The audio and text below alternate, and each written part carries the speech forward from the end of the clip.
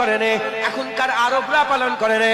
হুজুর দিন নিয়ে এসেছে, আর সেই দিনকে সবচেয়ে ভালোভাবে পালন করেছে আবু বকর সিদ্দিক, ওমরে ফারুক, উসমান গনি, মাওলা আলী, হযরতে বেলাল, হযরতে খাব্বাব, আব্দুর রহমান বিন আওফ, সাল বিন সাদা সাইদি, হযরতে আবু দারদা, আবু দারদা, আবু জার, আবু কাতাদা।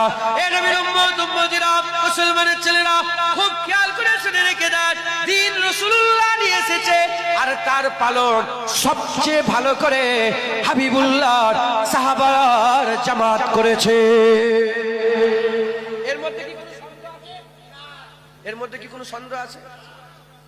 তোর কাছ থেকে আমি ইসলাম শিখবো না, আমি আবু বকর সিদ্দিকের কাছ থেকে শিখবো, ওমরে ফারুক হুজুরের কাছ থেকে, সাহাবাদের কাছ থেকে আমি ইসলাম শিখবো।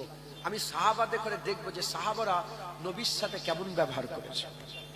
মুসলমানের ছেলেরাও, হে নবীর উম্মতিরা, সাহাবাদের জীবনগুলো দেখিয়ে যাও, শুধু আদব আর আদব, মহব্বত আর মহব্বত, আদব আর আদব, মহব্বত আর মহব্বত। বাপকেও ছাড়ে নে, মাকেও ছাড়ে নে, ভাইকেও ছাড়ে নে, বন্ধু বান্ধব ছাড়ে নে, হাবিবুল্লাহর জন্য তারা সবকিছু কুরবান করে দিয়েছে, নিজের জানকেও কুরবান করেছে।